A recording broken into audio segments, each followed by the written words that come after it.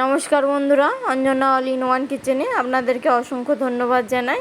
তো আজকে আমি আবারও একটি ইউনিক রেসিপি নিয়ে চলে এসেছি, যেটি বাঙালিদের বেশিরভাগ লোকেরই খুবই ফেভারিট রেসিপিটার নাম হলো সর্ষে ইলিশ। তো সর্ষে ইলিশের জন্য প্রথমে আমি মাছটিকে ভালো করে পরিষ্কার করে নিয়েছি তারপরে আমি কেটে নিচ্ছি। তো বন্ধুরা, প্রথমেই বলে দিই, যারা আমার চ্যানেলে নতুন দর্শক বন্ধু হয়ে থাকেন তাহলে আমার চ্যানেলটিকে অবশ্যই সাবস্ক্রাইব করে নিন ইউনিক রেসিপি ভিডিও পাওয়ার জন্যে। তো বন্ধুরা, দেখতেই পাচ্ছেন আমি মাছের পিসগুলোকে কীরকমভাবে কেটে নিয়েছি। পুরোপুরিভাবে মাছ কেটে নেওয়া শেষ হয়ে গিয়েছে। এরপর আমি নুন হলুদ মাখাবো, সেটার পরিমাণটা আমি আপনাদের কাছে দেখিয়ে দিচ্ছি।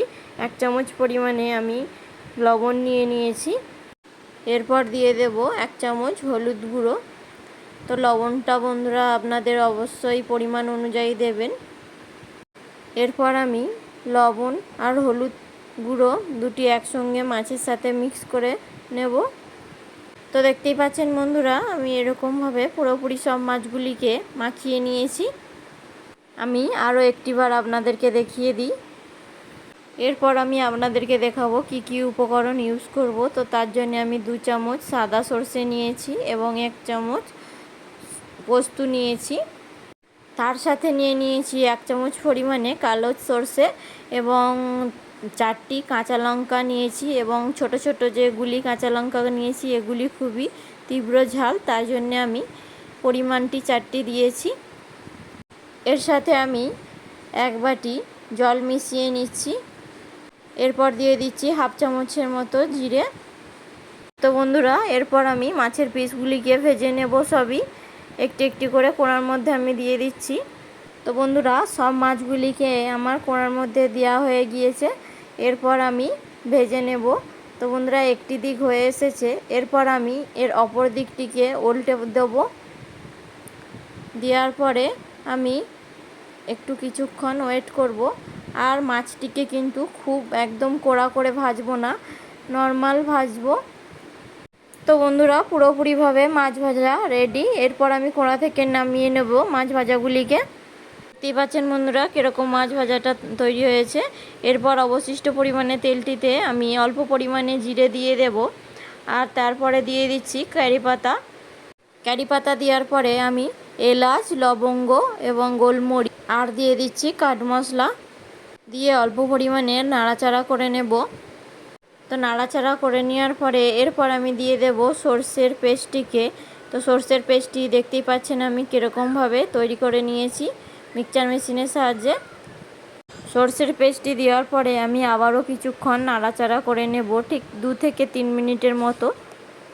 তো বাটির মধ্যে লেগে থাকা সর্ষের পেস্টটিকে আমি অল্প পরিমাণে জল দিয়ে ধুয়ে কোণার মধ্যে দিয়ে দিয়েছি। তো আমি আবারও 1 মিনিট নাড়াচাড়া করে নিচ্ছি একটু। আপনারা কিন্তু অবশ্যই একবার হলেও এই রেসিপিটা বাড়িতে ট্রাই করবেন, খুবই সুস্বাদু লাগবে। তো এরপর দিয়ে দিচ্ছি 1 চামচ পরিমাণে হলুদ গুঁড়ো, আর এর সাথে দিয়ে দিচ্ছি 1/2 চামচ পরিমাণে লঙ্কা গুঁড়ো। এরপর দিয়ে দিচ্ছি 1 চামচ পরিমাণে মিট মশলা। তো লঙ্কা গুঁড়োটি দেওয়ার কারণ যাতে একটু কালারটা ভালো আসে, তাই জন্যে আপনারা চাইলে স্কিপ করে দিতে পারেন। তার সাথে দিয়ে দিচ্ছি আমি 1 চামচ পরিমাণে লবণটা স্বাদ অনুযায়ী আপনারা অবশ্যই দেবেন। দিয়ে আমি হালকা নাড়াচাড়া করে নিচ্ছি। তো বন্ধুরা, পুরোপুরিভাবে নাড়াচাড়া কমপ্লিট। এরপর আমি দিয়ে দেব 1 গ্লাস পরিমাণ মতো জল, দিয়ে আমি আবারও কিছুক্ষণ নাড়াচাড়া করে নেব। এর সাথে সাথেই সর্ষে ইলিশে গ্রেভিটি ফোটার জন্য অপেক্ষা করব। তো বন্ধুরা, দেখতেই পাচ্ছেন ফুটন্ত অবস্থা হয়ে এসেছে। এরপর আমি একটি একটি মাছকে দিয়ে দেব কড়াইতে। আমি পুরোপুরিভাবে সব মাছগুলিকে কোণার মধ্যে দিয়ে দিয়েছি, এবং দেখতেই পাচ্ছেন কীরকমভাবে আমি ভেজেছি মাছগুলিকে, খুব শক্ত না এবং খুব নরম না। এরপর আমি নাড়াচাড়া করে নেব গ্রেভিটির সাথে মাছগুলিকে। আর কিন্তু আমি বেশিক্ষণ ফুটাবো না, ঠিক 2 মিনিটের মতো ফুটিয়ে নেব গ্রেভির সাথে। তো বন্ধুরা, দেখতেই পাচ্ছেন পুরোপুরিভাবে সর্ষে ইলিশের রেসিপিটা তৈরি হয়ে গিয়েছে। আমি গ্যাসটিকে বন্ধ করে দিয়েছি।